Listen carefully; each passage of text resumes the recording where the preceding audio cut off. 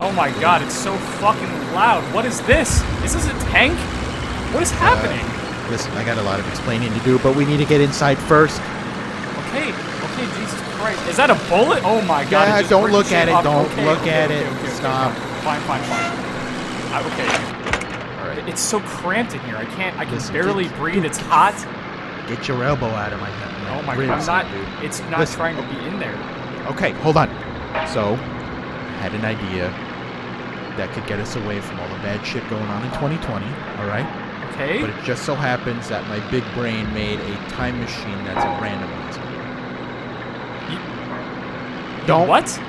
It's complicated, okay? You're going to ask me, why is it a randomizer? Why is this? It doesn't matter, okay? I just thought that any time other than this year would be better. And it so happens I got proved wrong. We're getting shot at as we speak.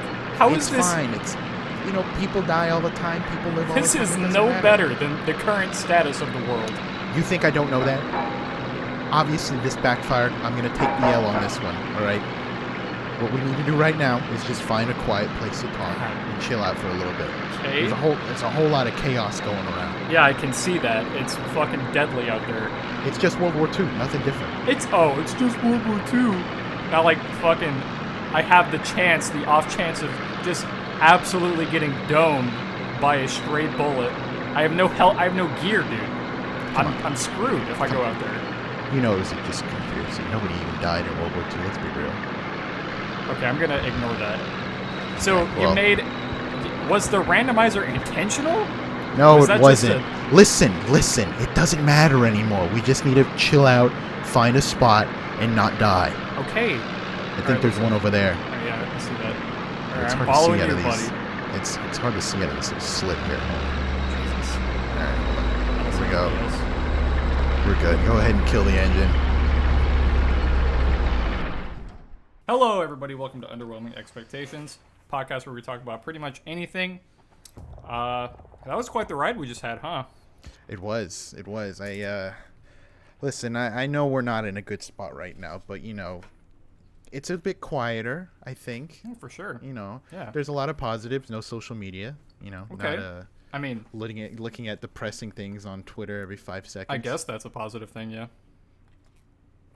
It's more than a positive thing. Do you know how many times it has almost ruined my day when I open my phone and I look at everything going on the internet and all that shit? I totally understand. I feel like I'm in a constant struggle between wanting to stay informed and wanting to preserve my mental health. 100%. No, yeah, I feel that a lot. It's just, it's a lot to fucking take in, dude. It's hard to, go to my job, right? And then come home and be like, I want to relax. Let me open up ye old Twitter and see what's going on. And I'm just greeted by police brutality left and right. Yeah, it's a really unfortunate state of the states right now. But we're not here to talk about that today. No, we're not. We're here to do anything but that today. I'm here to get my mind off of the things that bring me down. Yeah? And to do that, I'm going to ask you a simple question. Go for it. The question is, if you could clone yourself, would you do it? Just to do it? Just no a actual fucking purpose? Clone. I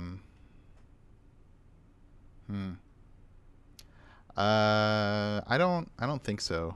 No? Because I don't think I could come to terms with what if that clone became AWOL and started doing a bunch of shitty things, and then it made me look bad because we're the same person. What if, okay, so let me rephrase the question and say, what if you had a clone that had no sentience and was literally just an embodiment, a shell with your personality, and that's it?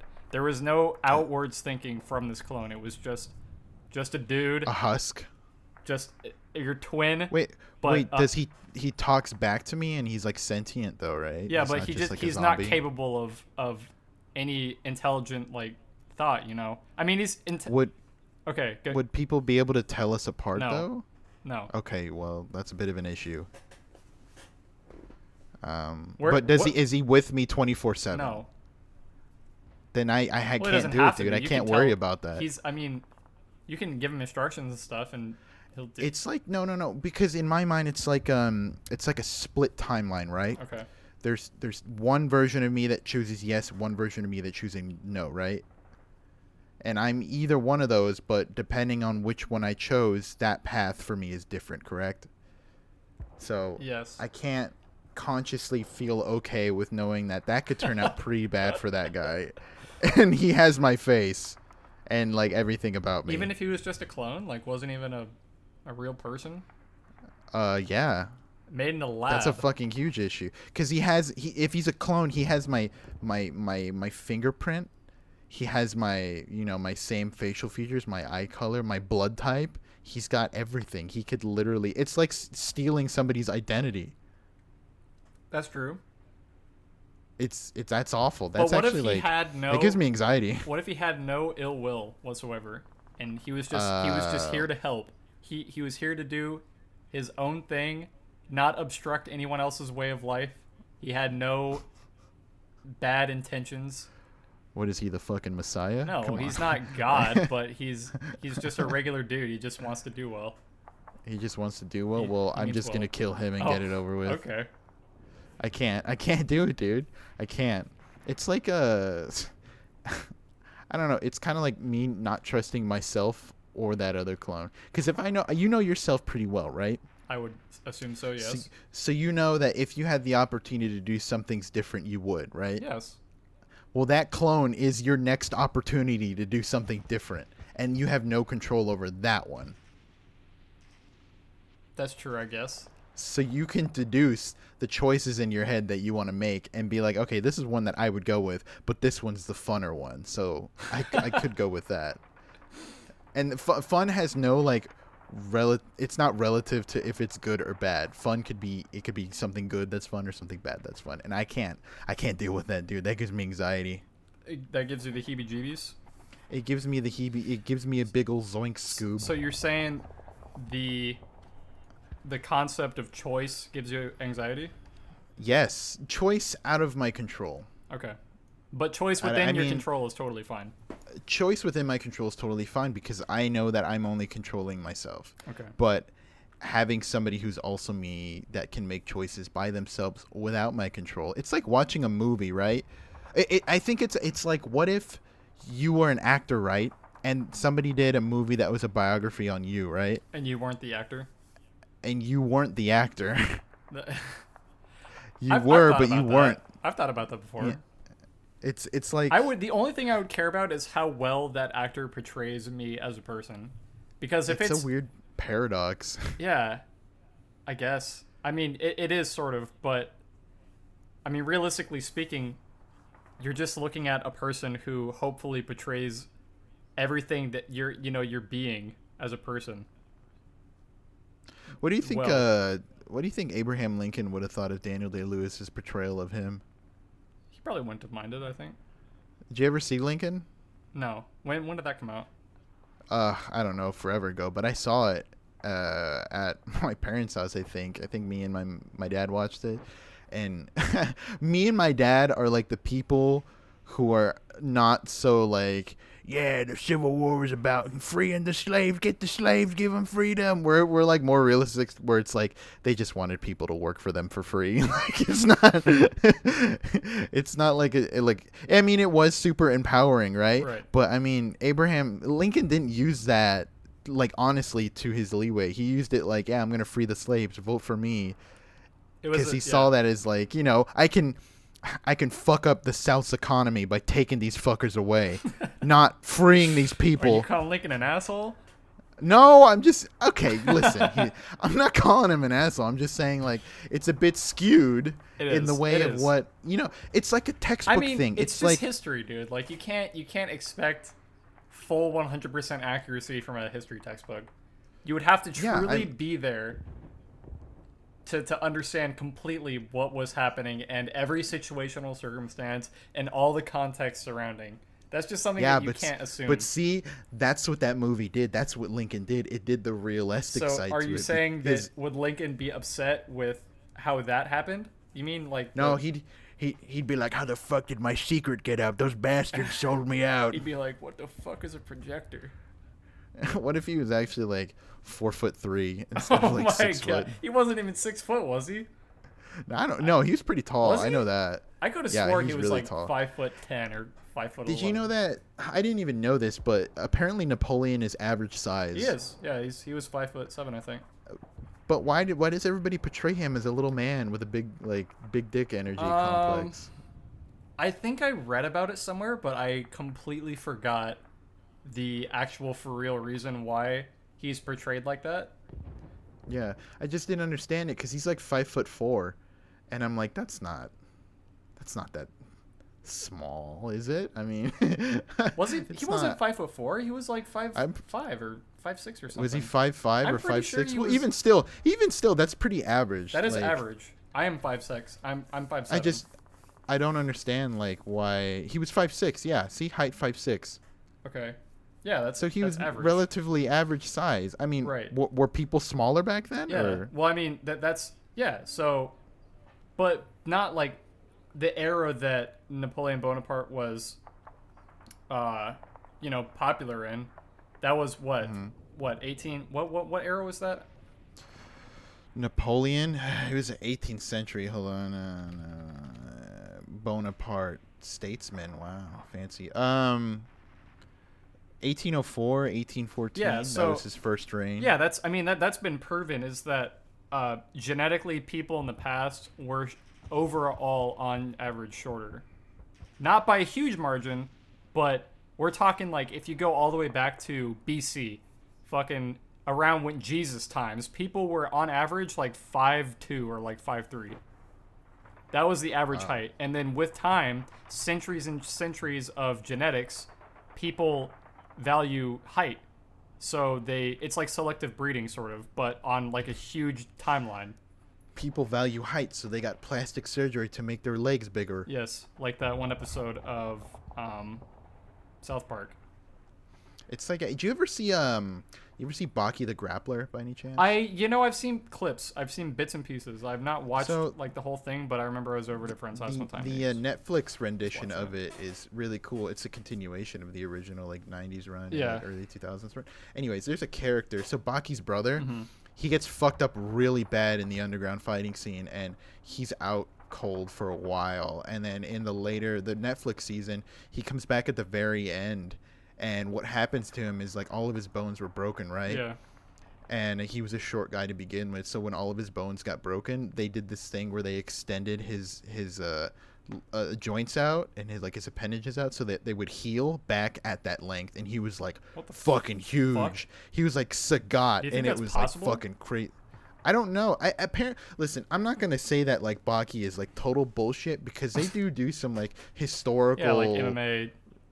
Martial I mean, shit. when it gets into like Muhammad Ali mixed martial arts bullshit, that's totally a crock of shit. But I mean, like stuff like that, like a lot of the medical stuff in there, it's pretty factual.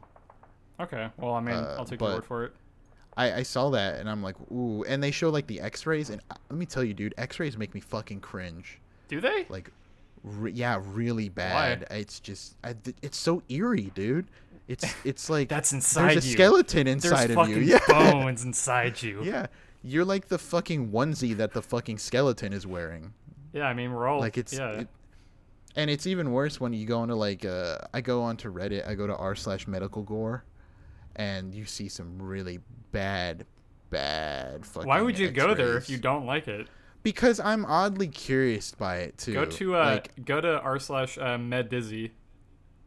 That one's. Oh yeah, I get on that one too. Fucking good one. Oh my god. Yeah, it's like I don't know. It's like the thing. I know a lot of like medical stuff because of my mother, and she worked in like practices and stuff like that. But I could never be a doctor for the simple fact that I don't fucking like blood, dude. It's not even the fact that I don't like blood. It's that I don't like taking people apart.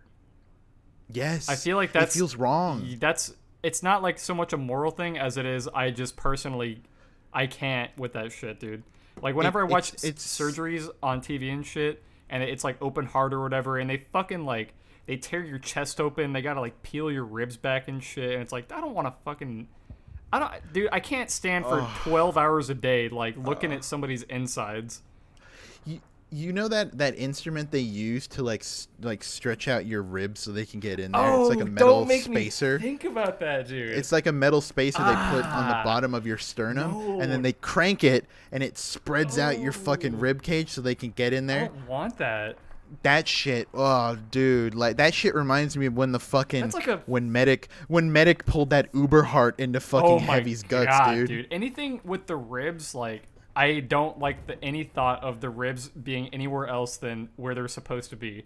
I don't like pulling them or bending them. I don't like that at all. Just because it even kind of like it kind of fucking freaks me out Yes. just a little bit, not a whole lot, but I mean like I used to date like some pretty skinny girls. And you could see, like, you know, when they twist to the side or something at a weird you can see angle, the you ribs. can see their rib. Yeah, you can your see rib my ribs cage. like that. And it's not like I'm a skinny it's dude. not like, oh, you're so skinny, that's disgusting. You're fucking anorexic. It's more so just like, oh, like your ribs are showing, dude. Yeah. I don't. I mean, that's how I am. I'm a fairly small body type, and I'm pretty skinny, so you can pretty much like permanently see my ribs. Yeah, I got a lot of fucking blubber going on this one, so I mean. You got that. Yeah. What's it called? You got that endo body type, endomorph. That endo body You're type, an dude. endomorph.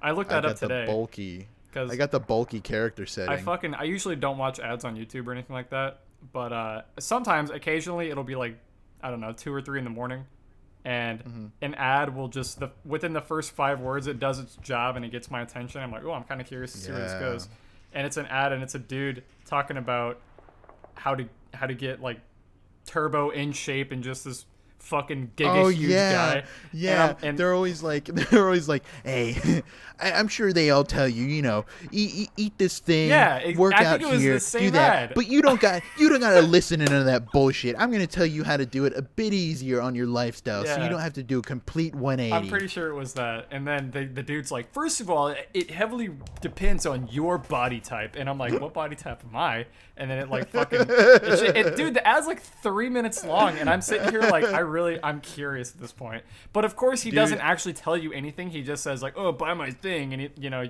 from there it gives you like a fucking workout plan. But I mean, shit, dude, you gave me all the necessary information. I need to find this information myself. So I don't even need to fucking buy your shitty thing. I can just look it up Dude. now. I would be more into a fucking ad that was like, hey, you little pussy, you got Why? small muscles, huh? You cry yourself to sleep every night, What's huh? that? Your little No fucking woman, baby? no woman wants to date you because you have a little baby dick, huh? Well, little I got baby. fucking news for you. You give me $500 for 2 weeks straight, and I will make you into the alpha Chad you were meant to be. That I shit. wouldn't buy it, but I would watch the entire ad. It would be like that infomercial SpongeBob saw about anchor arms with the shark. Yeah. But in reality, That's SpongeBob. the kind of shit. I read something. It said like SpongeBob, that in whatever episode, I think it was like the fucking 3rd or 4th episode where he gets the anchor arms. Yeah. He like fucking, what was it? He had like the 2 fucking teddy bears on the stick, Yeah, on the pull up. the plastic pull-up bar or something, and it was like a fucking. I think it was on Reddit, and it was, they did the math, and the dude was calculating way. the total weight of a plastic pull-up bar or a warm-up bar or whatever, and the average weight of like 2 teddy bears, and how heavy sponges are or whatever, and it was just all these different calculations, and he was like, on average, that's actually not too terrible, that lifting, the fact that he could lift that. He was like, Well, oh, it's like that fucking 20 times his weight or something. That a fucking sponge can. Is he like applying the rule of like ants, how they can lift like 10 times or like 2 times their Yeah, weight? there's that's like kind of fucking unique though circumstance, because I think a lot of it has to do with exoskeletons. The fact that ants have all their bones on their outside, not their bones, but their entire structure is on their outside. So it's they very easily lift things because their skeletal system can support it. On fucking Reddit, I follow the Interesting as Fuck subreddit, Yeah. and there was a video about the world's biggest jumping spider. I don't. And it's like, it's actually fucking big. Like, usually jumping spiders are pretty tiny, right? This motherfucker, it's like the size of a tarantula, dude. A And jumping I think it spider? has- yeah. The biggest jumping What spider. the fuck? Can you imagine? Yeah. Like coming home one The- day and you fucking Open up your bathroom you, door and the fucker's just sitting on your toilet. When you were a kid, did you ever see the movie Eight-Legged Freaks? No. It's a movie about this mine shaft near this town, and there's like radiation that gets poured into it, and all the spiders that are in there get big, and then they start to breed, and then they take over the whole town and start killing a bunch of people. What the fuck? Yeah, and there's this part where they're trying to like let everybody know, right? Because everybody thinks it's a fucking joke. So wait. Everyone's like, nah, fuck that. That's fine. Dude. Yeah, everybody's like, what are you fucking crazy, dude? Like, think about it. That's like the cliche movie shit. Yeah. They're like, you shove it up your ass, dude. Giant spiders. The people in the movie were like, that's a cliche movie thing. I'm not going to believe that. I'm not going to believe that bullshit. You think we live in a movie? Come on. Stupid or something? Anyways, they go to this trailer that has a radio tower built into it because there's a guy who does like a radio show from his trailer out in the middle of fucking bumfuck nowhere. Anyways, they go over there, and then in the middle of them fucking telling everybody on the radio, this fucking... So, tarantulas are pretty big by themselves, right? Yes. But imagine one the size of like a warehouse. And it shows up, and it fucking just walks over this fucking trailer and tips it over and shit. And that, when I was a kid, it scarred me. It really did. I'm deathly afraid of spiders. I will kill a spider so fast, but if it's any bigger than a normal house spider, I can't do it. Really? Dude. Yeah, it's I get anxiety because of it. I shouldn't have been watching that movie when I was a kid. And you know what? For the most part, it's kind of like a slapsticky comedy, like it's one of those fucking movie. You know, the ones the bad horror movies or whatever. Yeah, it's a very like stupid like it's like an American version of Shaun of the Dead's humor. Okay. But just with giant fucking spiders. Mm-hmm. And there is also this other part where they go back to the mine shaft to blow it up, right? And all the people that were in the city, some of them didn't die. They got webbed up and fucking dragged back. Fucking webbed up. And there's a literal fucking mine shaft of people just like hanging from the ceiling and like webbed up and shit, like in little like cocoons and shit. Yeah. Oh my god, dude, when I was a kid, my eyes would fucking grow huge and big like fucking Courage the Cowardly Dog, and I would lose my shit. What does he do? He goes, Muriel's like, shut the fuck up! Muriel! You stupid animal. Oh, Muriel! Why is my dog purple? Pink. He's pink, bitch. He's like hot pink? Yeah, he's like a hot pink. I guess not a neon pink. Maybe a neon pink, actually. He's like a lighter pink, I think. Yeah, his tongue is purple. That's what it is. Oh yeah, everyone's tongues in that cartoon are fucking weird colors. Do you remember that episode of Courage where that hamster in that suit came to the house and he was selling a vacuum cleaner? Yeah, and then he beats the shit out of Courage. Yeah, he beats the shit out of him and he sucks him up in there. And then later in the episode, the hamster fucking dies because he goes off a fucking waterfall, and it's really sad. Yeah, I remember that. That was sad. Yeah, Bro. It was Doc Gerbil. That was his name, Doc Gerbil. Doc Gerbil. There's tons of fucking sad episodes in Courage. Yeah, dude. Like one that I was telling. So I have a friend who she also does like drawing and animation and stuff like that too, right? And we were talking about like old cartoons. Well, not old cartoons, but cartoons that we watched growing up, and like the really like they're like the really detailed like built up episodes that just didn't really fit in. Right. But with Courage, there was a few of those, and one that I brought up. Do you remember the episode where Muriel and Courage planted a seed and it grew into a big tree and it became like sentient and it was like wise and really kind to them? Yeah, vaguely. And then Eustace cuts it down in front of them, and fucking Muriel and Courage are so sad. Yeah. And the whole time the tree's talking to them like, "Don't be sad, don't be upset. Yeah. It's part of nature and life." I saw that episode one time and I was crying. Oh, I felt so guilty. You felt guilty? He comes out there with the big wacky axe. He's like, "Hey, you stupid dog," and just and just fucking cuts this shit down. Cuts that motherfucker down, dude. There's so many. There's so many good episodes. There's good villains too. There's the fucking cat. Almost all of them. There's your boy Le Quack with his big hot air balloon, like come in randomly from like anywhere. There was that what was it? Oh, that Asian guy who's very like a Yeah. total racial Yeah, stereotype. yeah, With the fucking glasses, and he's always in that convertible car, and then he always gets his ass kicked somehow because I guess the show, like, He's a recurring They're character, anim- isn't he? yeah, he's a recurring character, and he always gets the shit kicked out of him because they hate Asian people. It's like They're like, fuck this guy, it's. dude. I didn't realize how like racially insensitive that character is, but like, it's pretty bad. I mean, honestly, that's kind of just all old cartoons, I think, have some sort of, what is it called? Like I don't know, just a factor.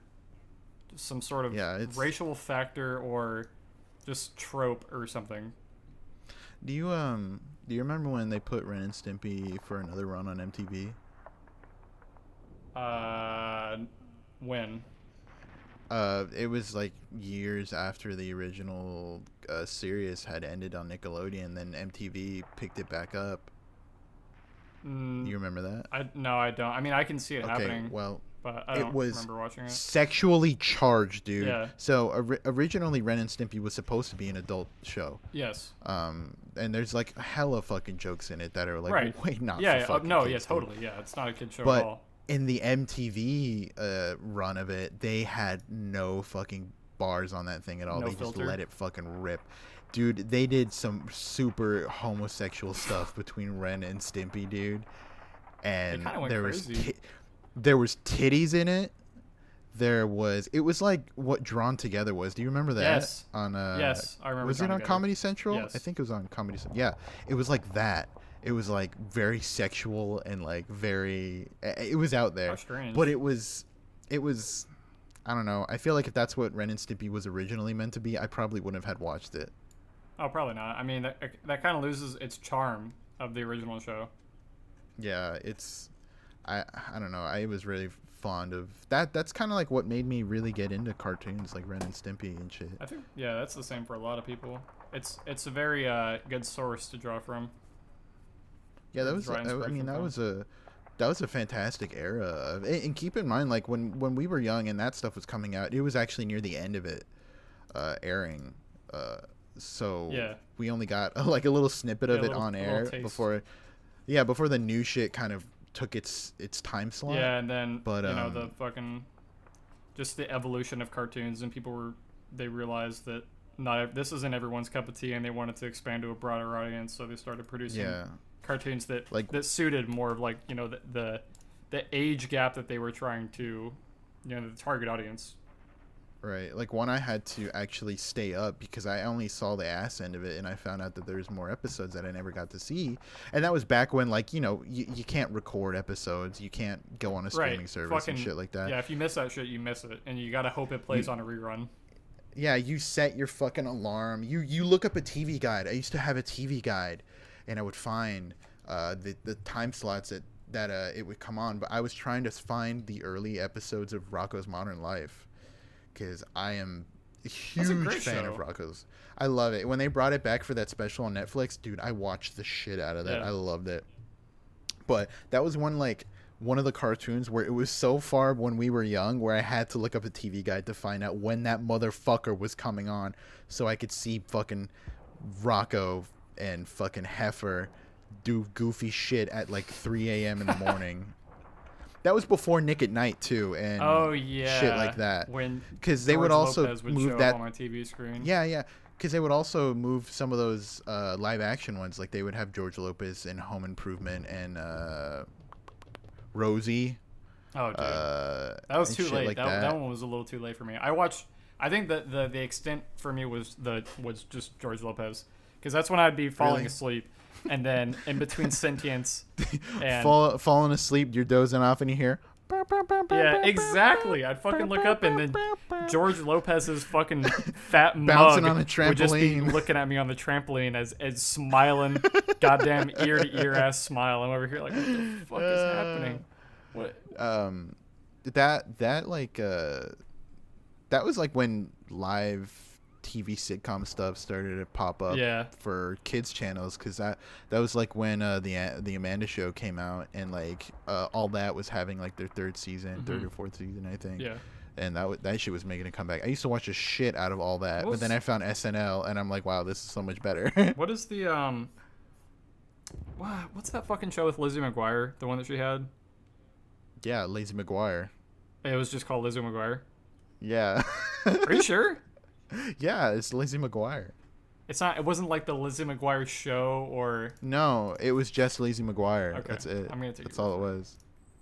Yeah. What the fuck are you upset because of the iconic finger again? Is that what's making you not trust me anymore? No. It's not that I believe you, but I'm just saying I could have swore it had a fucking name. No, it's literally Lizzie McGuire, because that was her fucking name. That was like the fucking title name. It's like Phil of the Future. It's and the same shit. Even Stevens. And Even Stevens. Dude, I used to love the intro to that show because remember it was stop motion? Yeah. That shit was fucking awesome. I was addicted to watching that. I didn't really care much for the show. I didn't think it was that funny. Yeah, I was more a big fan my of the sisters. I was more of a Phil of the Future kind of guy. I'm not gonna lie. And like a lot of, I think those were both on Disney Channel, right? Yes. That's like when Disney Channel was also doing a lot of their cartoon stuff that was coming out. Right. They had a bunch of different shows. They had Kim Possible and they had The American Dragon. Do you remember that? Oh, dude, was that Disney? Yeah, that was Disney, dude. Because Kim Possible and American Dragon had a crossover episode. Oh, dude, that's right. I remember now. Yeah. It's what I'm having. It's the American Dragon. What? And that was the voice actor for Zuko from Avatar: Last Airbender. Yes, it was. I love him. Did you ever watch Korra? I watched like the first season. There's some good parts of Korra. I'm not gonna lie. That's what I've heard. I've heard that the first season better. Is fucking. It gets better in the later books. Right. That's what I've heard. But when I mean, I think what was appealing to me is because one, it's in the fucking world of the last Airbender, right? Yeah. But it's also like the current state that they put the world in is like very steampunkish. Yes. And it's super fucking sick, and I like it a lot. And at this point, so much time has passed where there's different variants of like bending, which is super fucking sick. Like there's lava benders now. Yeah. There's like they brought blood bending back for like an episode or two. I wish they did more with that, honestly. I feel like dude, Kataro, like if she had no moral compass, she would be the most broken bender in the entire Do you remember the noise that their bodies would make when you dude. blood bend them? It would like snap and like break snap and into shit. place and No. Fuck that, dude. Yeah. I hated that. That episode was fucking depressing they too. wanted you to not like it. Well, yeah, they made that old lady so likable, and then they told her story, and it was kind of like it was. I don't want to say murder. You can't justify murder, right? I can't really. But yeah. Those Fire Nation fuckers had it coming. Let's be real, they really okay? Did. When that old lady, because she was a Water Tribe member, right? Yeah. And she got captured, and they killed her friends. That's why and Katara shit. liked her so much. Yeah, and God, dude, that was a kind terrible. of a fucked up not a episode. terrible episode. It was good, but it was like a fucked up episode. Do you remember that episode of Airbender when Toph does the wrestling thing? Yeah. And gets the belt. You mean where she's introduced? No, is that when she's introduced? Yeah. Oh, I thought that was something different. Anyways, what was the name of that wrestler? The Boulder? The Boulder. Yeah, the Boulder. He's just Hulk Hogan, dude.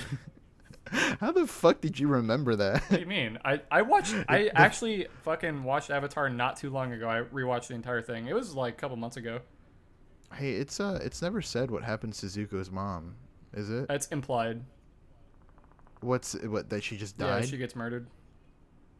By the Fire Lord? Yeah, I think so. I can't remember. It's very heavily implied though that she gets fucked on. Huh. That's weird, because even in Korra, when Zuko's old and they ask, like, the little kids that know about Zuko's story and shit, they'll, like, ask him about his mom, and he'll be like, oh, for another time, I'll share that story with you. Yeah. So I guess there's something else that he did leading up to that, finding out. Yeah, probably. Well, I mean, if you look at Zuko as a character, I mean, the only person that he was friends with up until when he started traveling with Iroh was his mom, because everyone else didn't like him and he didn't have any friends. Yeah, because he was a burn victim who was ugly. That was before he was a burn victim. Even after he was a burn victim, nobody liked him, but that's just because he was an asshole. But he was what's her face from Katawa Shoujo. Oh my god, Hanako? Yes. I don't want to talk about Katawa Shoujo. I was thinking, it's funny that we're talking about fucking The Last Airbender, because the other day I was talking with a friend and I came to the realization that Zuko never learned how to lightning bend. He only learned how to redirect lightning. Redirect it, yeah, because Iroh taught him, right? Yeah. From Uncle, yeah. That was really depressing for me, because I'm like, dude, that's so fucking. When I was watching that show as it was coming out and they introduced lightning bending, I'm like, that's what I want to do. That's what I want to do. Because they're chosen, right? It said that they're chosen by like the force and like in the world to be a lightning bender. Yeah. Because remember, that's how Iroh got it. He was chosen. He went out to like the fucking ocean by himself when it was like storming, and he was waiting for the lightning to choose him, and it did, and then he redirected it. Oh, okay. That shit's fucking dope. No, it's great. Yeah. No, for sure, dude. Honestly, I'm so glad people are watching it now that it's on Netflix. Anybody that hasn't watched it yet, I fucking highly recommend you give it a watch. It's not that long. It's 3 seasons, and it's fucking insane. So good. Yeah, watch that, and then I'm not saying watch Korra because it's better, but if you like the original series and you want like things that happen in the future to reference the stuff in the past, Korra is definitely it. Like when they meet up with Toph again when she's really old, she talks about a lot of stuff that happened way back in the day. Yeah. And there's like even like reoccurring things that happen. You remember that library out in the dunes with the giant owl? Mm-hmm. There's a part in Korra where they go back to that library. That's sick as fuck. And for some reason, you know how you have to give knowledge to the owl for him to let you before he lets you in the library. So for some reason, the owl was under the impression that radios work in a way where there's tiny people inside of a box that play music for you. That's how I used to think radios worked. That's so stupid. What are you, a child? When I was a child, that's how I thought it worked. Wait, you watched Toy Story and you thought your toys were actually alive? No, I thought like maybe I don't know, maybe when I was like 4 or 5, I thought that every time that the radio played a song, the band would be like in the car, like little miniature band people. They're like chilling out. The radio's off, right, and they're chilling out in their little chairs. They're smoking a cigarette and just fucking chilling out for a little bit. I thought they just died when the radio was off. They hear like a, and they're like, "Oh shit, let's go, boys, come on!" And they all pick up their instruments. They're like, "What are we playing today?" They play AFI. Yeah, it's not even AFI. It's just fucking DFA. Today is gonna be the day that's gonna bring it back to you. Like, oh, I love this song. Yeah, why does it sound different? Yeah. The fucking what's his name? The DJ's like, oh, and now here's Supernova by Oasis, and they're like, today is gonna, and then the DJ's like, oh no, you fucking idiot. What if like that was the case, but every like version of the song was like it sounds slightly different than everyone else's radio. Like you have 3 radios at the same time and you turn them on and they're all in the same station. Out of sync and they're all one dude's voice, he's trying to suppress like a fucking just a goddamn British accent, and another dude is like totally just American. He's like, today's gonna be the day that they're gonna bring it back to you.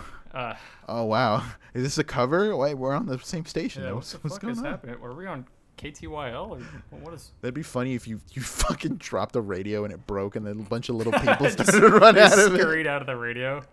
Oh shit. Yeah. It'd be like what's his face from fucking Willy Wonka, the kid that gets shrunk down into the TV.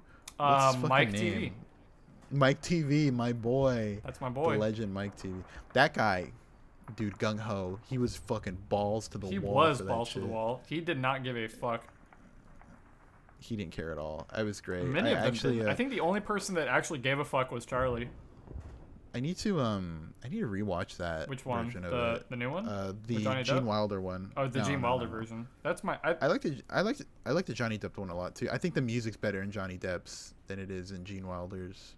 Uh, Um, I can't say I agree. I think I like the Gene Wilder version better overall. really, Yeah. dude, you need to listen to the song that they do for Augustus Gloop in the Johnny Depp one. I know. That's a I know. banger. I know which one that is.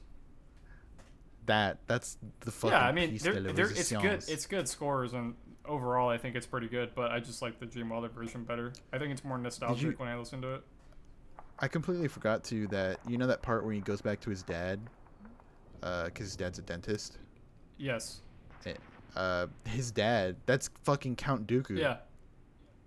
I never put that together. There's What's his name? Ian something. No, you're thinking of Ian McKellen. That's Magneto. What's his fucking name? I'm don't- positive it was Ian something. No, it's not. It's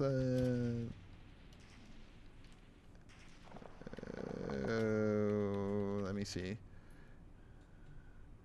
Christopher Lee. Oh, that's it. Yeah. Okay.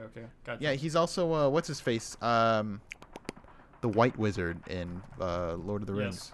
And Ian McKellen is the Grey Wizard. That's Magneto. That's my boy. Magnetus Fetus. Magnetus the fetus. Dude, those guys are old as fuck, dude. Yeah. They're what, like 80, 70 something now? Yeah. Who's the guy that narrated Fire Coming Out of the Monkey's Head? That was He's dead now, but I don't remember his name. wasn't it the same guy who did Some Kind of Nature? Some Kind of Nature. No, I don't think it was. I think it was a different guy. Who did Some Kind of Nature again? Protect the girls from the spiritual poisons you expel at night. What is it supposed I to don't know. mean? From the spiritual poisons you expel at night, from the shit that's spewing from your ass while you're sleeping. Oh, it's Lou Reed. Lou Reed did that. Lou Reed. Yeah. Okay. Yeah, I like his voice a lot too. He's narrated other stuff too before. That I think he's done a few documentaries and shit. He's like one of those guys that has a golden voice that just does documentaries over random shit. Dennis Hopper did Fire Coming Out of the Monkey's Head. Yeah. Oh, Dennis Hopper. That's true. Yes. That's that guy.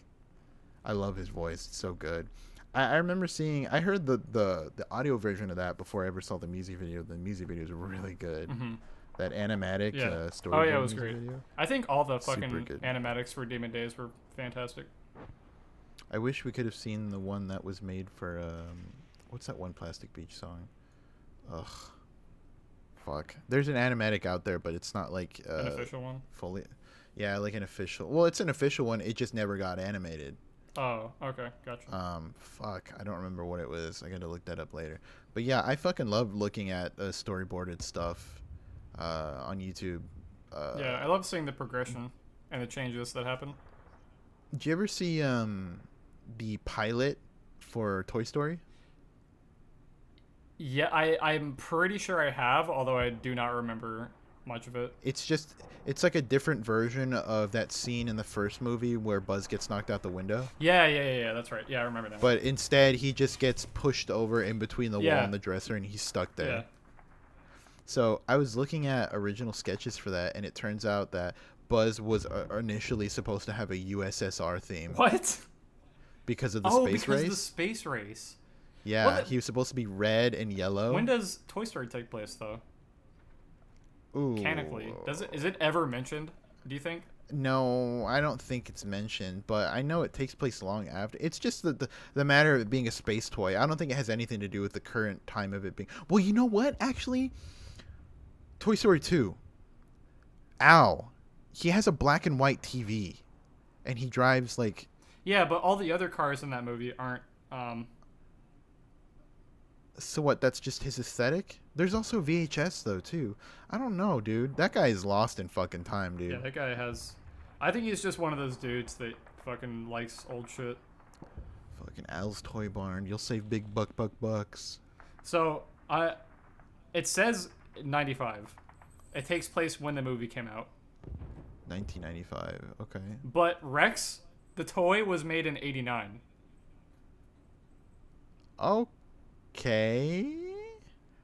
What about the other toys? What about Potato Head? He's a pretty old toy, right? I mean, Mr. Potato Head, I'm pretty sure is a pretty old school toy. Old fucking school toy. I'm curious now, I'm looking at Mr. Potato Head. I'm curious now. The year he's a Mattel toy, right? He's like Rex. Rex is also Hasbro. a Mattel toy. Oh, Hasbro. Oh shit. 1952. Oh, yeah, you're right. Holy These shit, toys dude. are old as shit, dog. That's older than my dad. What the fuck? Oh my god. That's Holy older shit. than my dad. Why don't you ask? Oh, dude. Ask your dad if he had Mr. Potato Head. I can guarantee he didn't have any toys other than a rock and a stick. What the fuck was I about to say? Oh, did I ever tell you one of my dying wishes is to make my dad love Metal Gear Solid 3? I thought your dad already loved Metal Gear Solid. No. He's not a gamer. The only game that he really likes and like he pays attention to is Splinter Cell. Oh, that's right. Yeah, I got them confused. I know you mentioned that at one point. You said that. But Splinter Cell so me being the big Metal Gear nerd I am, yeah. That game takes place the same year my dad was born. Virtuous Mission takes place in September 24th, the day of 1964. Yeah, 1964. And I always wanted to be like, because that game when I played it, I'm pretty big on history. I like history a lot. It's pretty interesting to me. It also reminds me of the fact of things that we shouldn't do so we don't fuck up again. Which we clearly don't follow. Which we clearly don't follow given the current state of the world, but I digress. So that game has a lot of like history in it. But it's history that has like, here's a template for history, right? What has happened? How do we make this more interesting than it actually was? So that when I played that game for the first time, I started telling my dad stuff about like London B. Johnson and the Cold War and stuff like that. And my dad's like, "Oh, where'd you learn that from?" And I showed him the game, and he's like, "Where did you get this from?" Oh my god! And I forgot that I got my grandpa to buy that for me. Oh no! And he was like, "This doesn't look like a game for you." I think it was it rated M? I think it was rated M. I'm pretty sure. I'm not sure. MGS3? You know what? I think so because there is some sexual stuff. Yeah, but there's. I mean, yeah, that's true. I guess. What was it rated? No, not the European bullshit. Rating.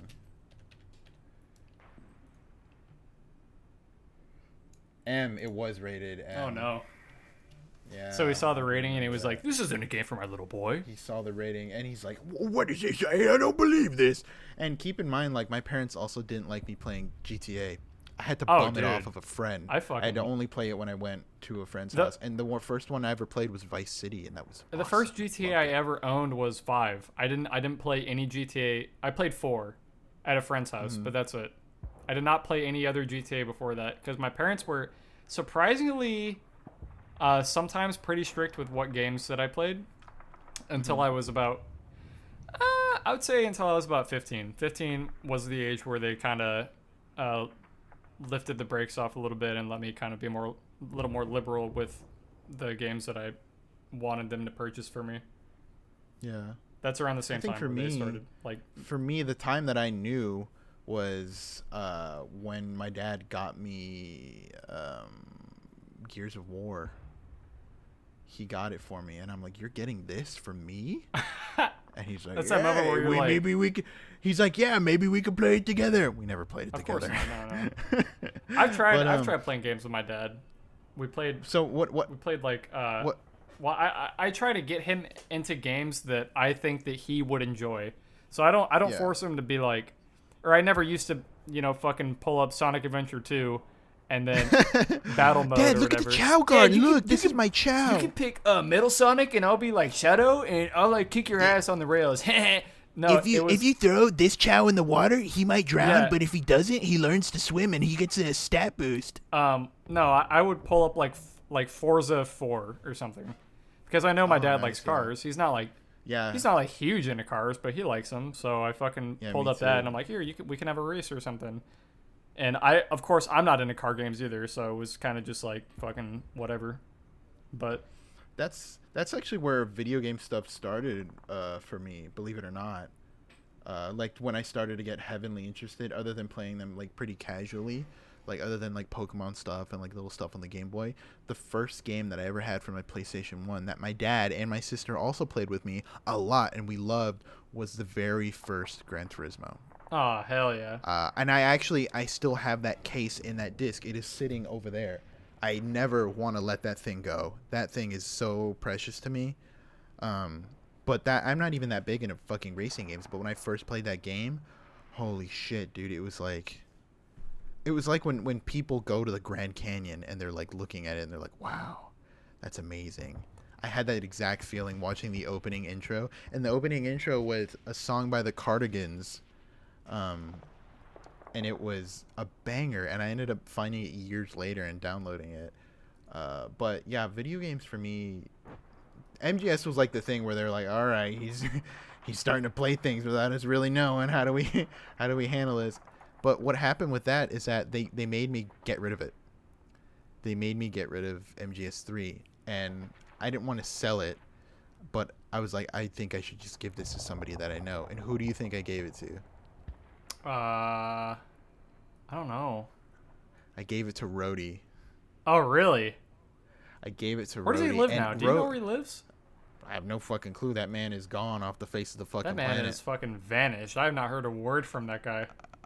I stopped talking to him a while back just because of some stuff that had happened between us. Oh, man. But, That's unfortunate. I liked him. He was yeah, cool. I know.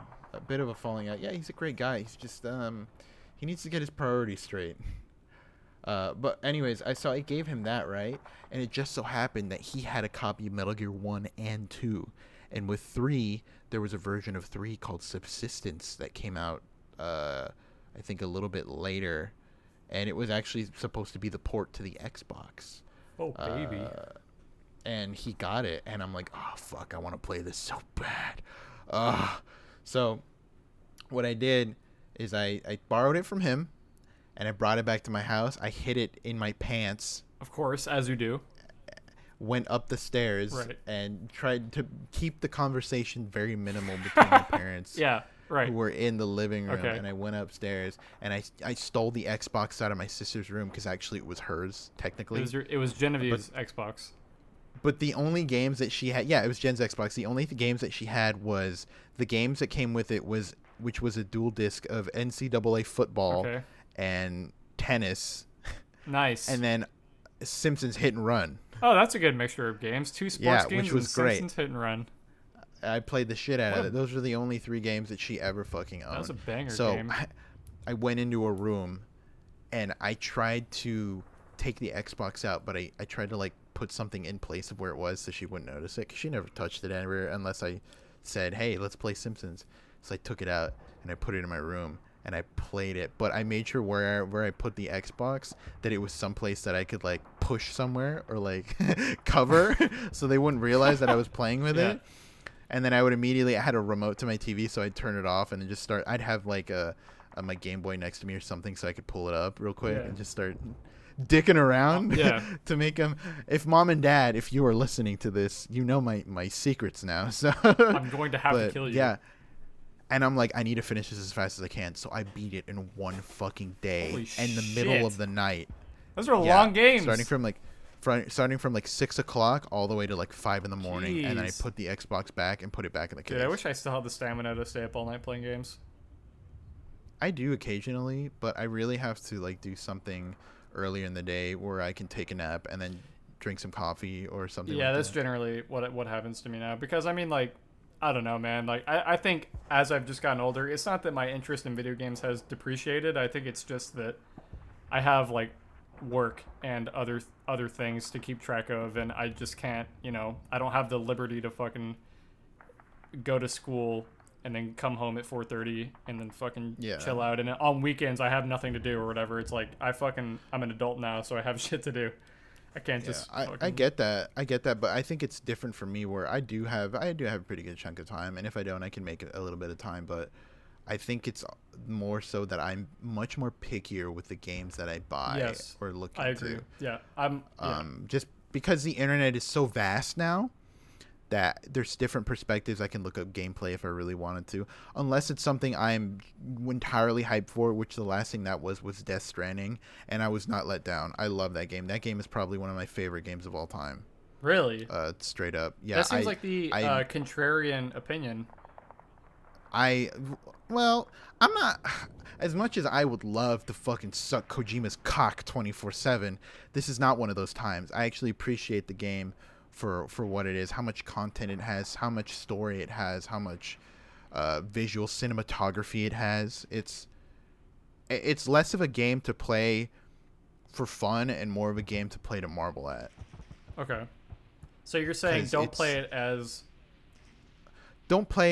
like a fucking run and gun shooter where you're always constantly expecting things to keep you, invested and pulled into. It's a long game. You got to play the long game with it.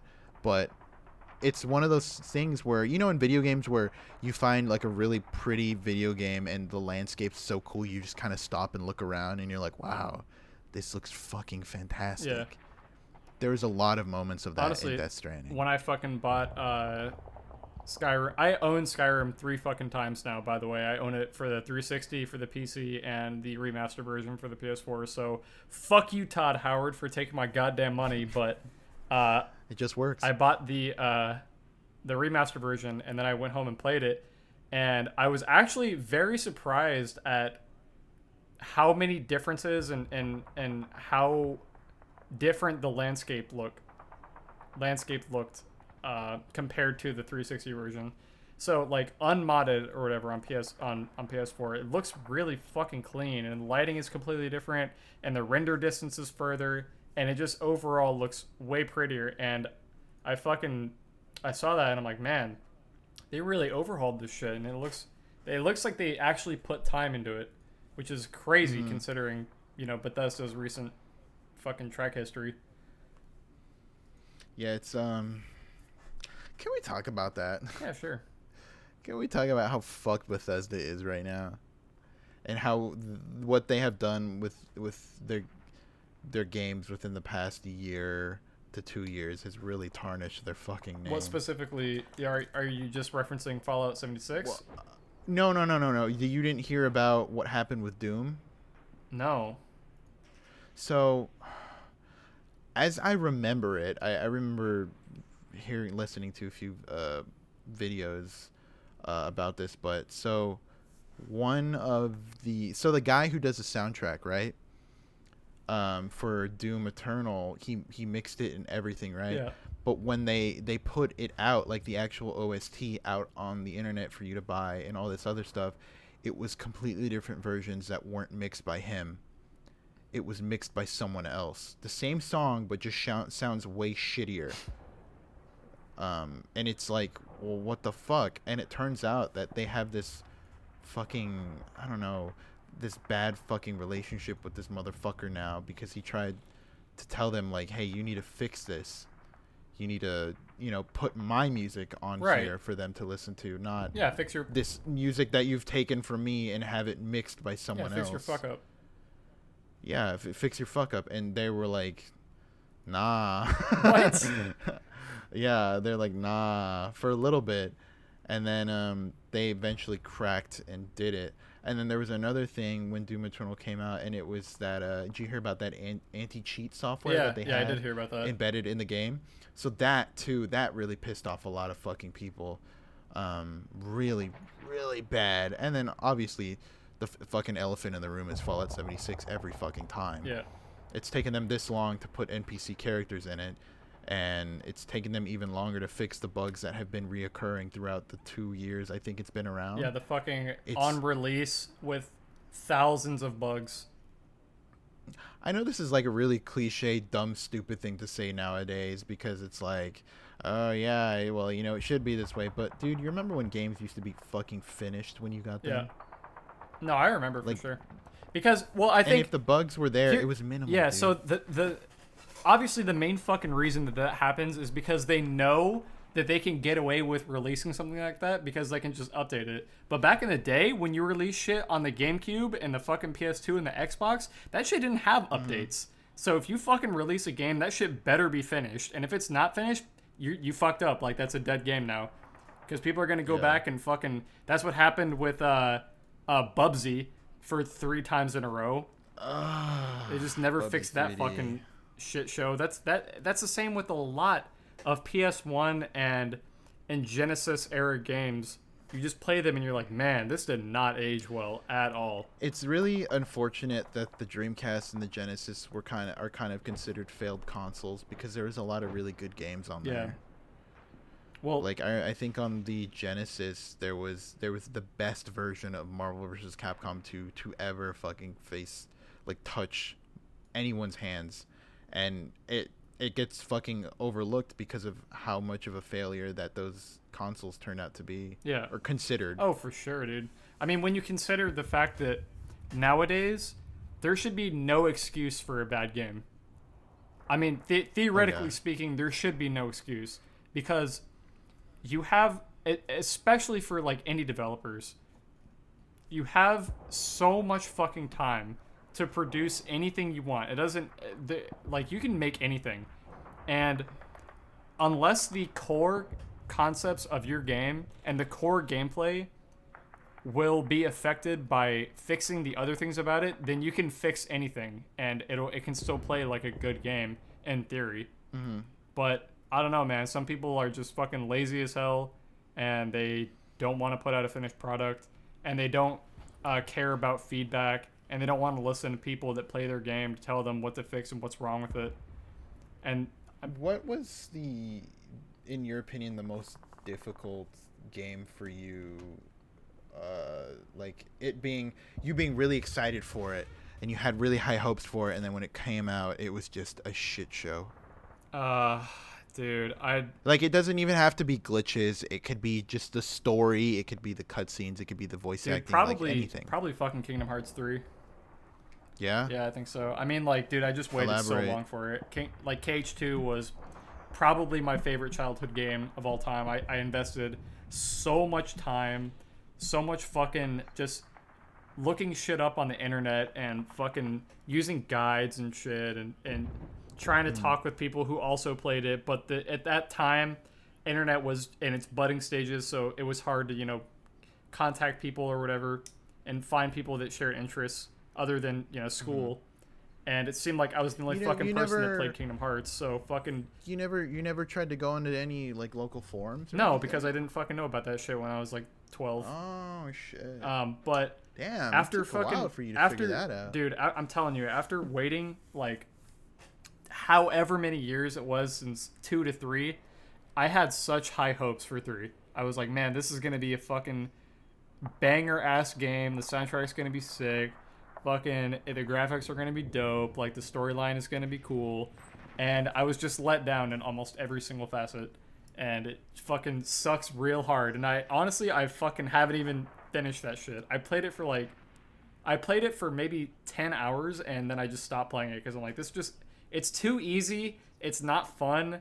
It's beautiful. Don't get me wrong. Like, it's a pretty game, but man, like everything else is just not good at all. That sucks. Yeah. What about you?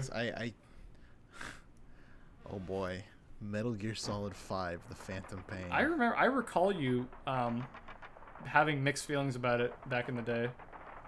So, you remember before Phantom Pain, Ground Zeroes came out? I remember you were at my house when I got my first PlayStation. Yeah. I was playing Ground Zeroes. That was like a cinematic experience, right? Ground Zeroes was supposed to be part of Phantom Pain, right? Yeah. But it didn't turn out that way, and they wanted to give us something early, so we didn't, get fucking antsy and get pissed at them. Right. So they gave us Ground Zeroes.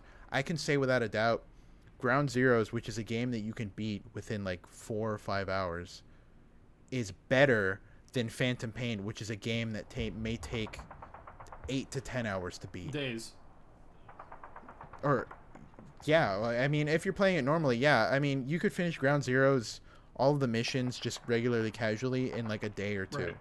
Phantom Pain, you can finish that in maybe about a week, maybe a week and a half. If you're playing like just playing it casually. 2 hours a day at most. Yeah, if you're playing just very leisurely, that game has so many issues in it, dude. And it's not that it's mechanically there's a few things that I can overlook because, you know, it's just a fucking video game. It's not going to be perfect.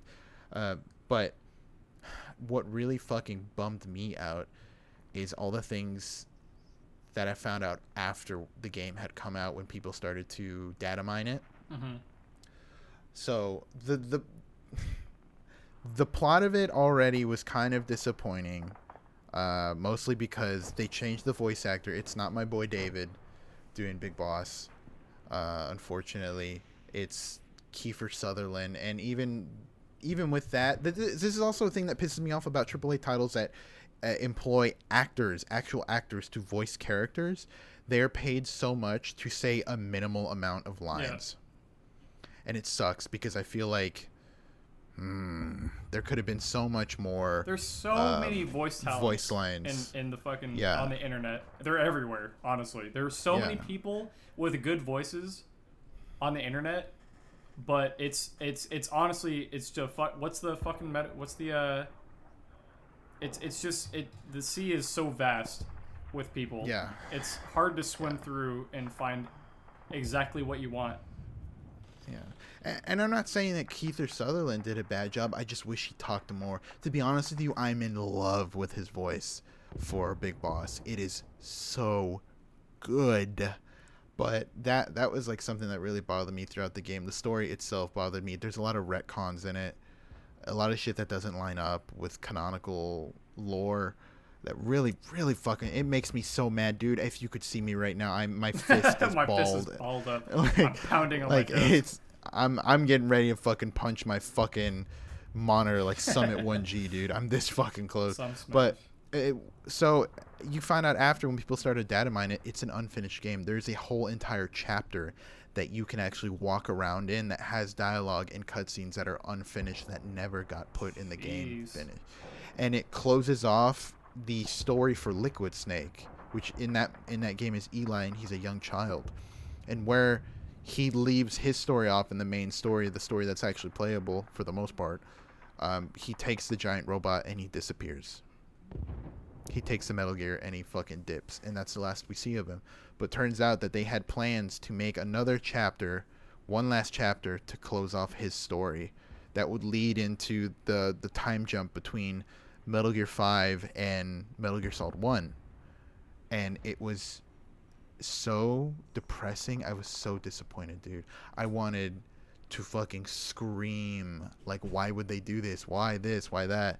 And I think it's one of those things where Kojima didn't want to make this fucking game. I'm going to be honest with you. He didn't want to make 4. He made 3 and 2 with a perfect ending that didn't need anything else. Mm-hmm. I would even say Metal Gear Rising is better than fucking Phantom Pain.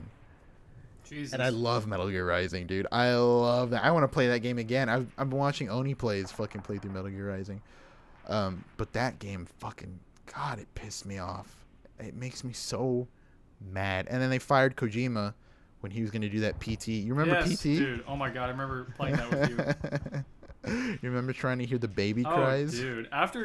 Didn't we stop at around the time when you had to put the headphones? You had to put the headphones on. You had to pick up the phone and you had to listen. Dude, I was like, man, I really am not trying to fucking pick the phone up and put the headphones on and listen to this shit. PT may have been the scariest game I've ever played in my life. I think it was. I think that was the scariest game I've ever played. Have you seen any videos of people that find out stuff about that game years after? What do you mean? So the way the game is built mechanically, you know, that bitch that scares you, Lisa or whatever the fuck her name is? Yeah, the tall bitch. So she's actually, you know how it feels like sometimes she's like close to you and like breathing and stuff like that? She is. It's because she actually is. Yeah, she's following you the whole time. Her model is actually following you. It's literally on your ass like the whole time. How fucking terrifying is that? I know. That's scary as fuck. And then I looked up a video on like rare stuff that can happen in PT. Yeah. And the whole balcony where she can go up on the balcony and look down at you and then walk away. Dude, I still get chills from that. Oh, for sure. That's such a well-executed game, dude. That even the funny demo, I'm PTSD like, about oh that. my god, please give me more. Funny PTSD about that. In Metal Gear, there is one reference to PT in it, and if you go to this certain camp out in Africa, there you stand in this tent. Two references actually. You know the guy that would talk on the radio? Yeah, he'd be like, look behind husband you, kills and then it's like, his what? Huh? wife. What? Yes, that the look behind you Yeah. shit. You can find a radio that's playing that. Oh in that my tent. god, how terrifying! Yeah. Oh, dude, I'm getting goosebumps. Oh, fuck. But, so, and there's also, if you step out of that tent and you kill or get rid of everybody that's in that area and you stand at the highest point overlooking the camp, you can hear the chandelier swing just randomly. Holy shit. I remember that. I'm getting goosebumps, dude. I'm getting goosebumps. That's a good fucking game, dude. Oh, I would love what? to do a playthrough of that. My old PlayStation, whoever the fuck has it now, that thing is worth so much money just because PT is still on there. Mm-hmm. Oh my god, if I could play that game again. Maybe somebody can fucking hack it and put it on the internet. I'm sure it's on the internet at some point where people can play it. Oh It man, has to dude, be. that PT was fucking something, I tell you what. Man. What a fucking game. Honestly, I think the horror game genre is one of the hardest to execute, but if done well, probably one of the best genres in video games. The hard thing to do with horror games is try not to make it so actiony. Yes. You know what I mean? Yeah. It can't be overbearing in the horror aspect. Yeah, that was a huge flaw with why Resident Evil 6 fucking bombed. It was not horror, it was action. Yeah. Not to say that it's a bad game. It's a bad horror game, but a good action game. But that's like always been the deal. Fear has always struggled with that, dude. The first game got it perfect. It's hard. But 2 and 3, 3 was fun. I actually really enjoyed 3, but not because it's a horror game. I enjoyed it because it's an action game, and it was a co-op game as well. I think it's hard to incorporate elements of horror and action together without one overpowering the other, especially in like a first-person shooter type thing. I don't know, man. I think those don't mix. Those shouldn't mix inherently. You want the feeling of like helplessness in your game. Yeah, but sometimes you can make that work. Like look at Resident Evil 8, Biohazard. Oh yeah, that's a good point. Or 7, Biohazard. My bad. That was a fantastic first-person horror game. It's great. Mm-hmm.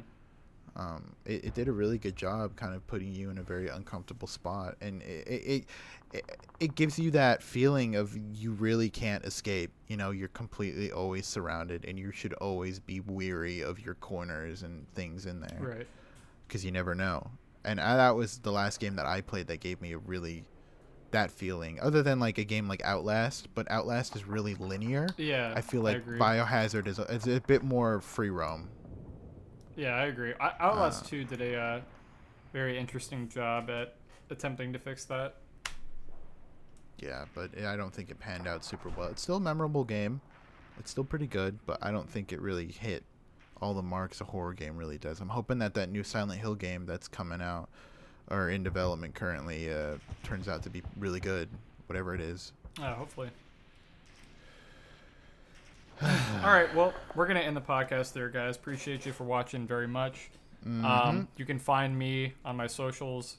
That is at Conrad Nation on Twitter. You can find Noah at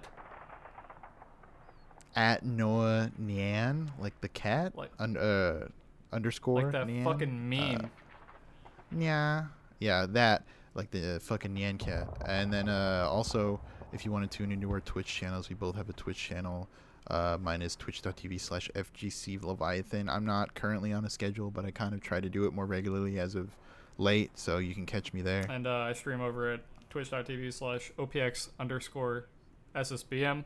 And I stream rhythm games and Smash Bros. And variety sometimes. Yeah, all this stuff is going to be in the description, so don't worry about it. But that's it. That's about it. So everybody out there, stay safe, stay vigilant. You know, try to look out for each other because it's hard times. But try to stay inside too, if at all possible. Yeah, try to stay inside. Wear a face mask. Wash your hands. Be sure to wash your hands no matter what. I know. Listen, I know you're taking a piss and nobody's home or whatever. Fucking wash your hands, because you're gonna go back to your keyboard. You're gonna start typing on your keyboard. All your dick germs are gonna get on your keyboard, and now you have to fucking deal with your dick germs on your keyboard no matter what. So whoever else comes over and rubs their grubby hands on your keyboard is gonna have your dick germs on their hands. That's right. So one infected person can infect 40 people total. Yeah, which is crazy. It's only a matter of time. Yeah. All right. But anyways, that's it. We'll Thanks see y'all later. For, Thanks for watching. tuning in. See you. Goodbye.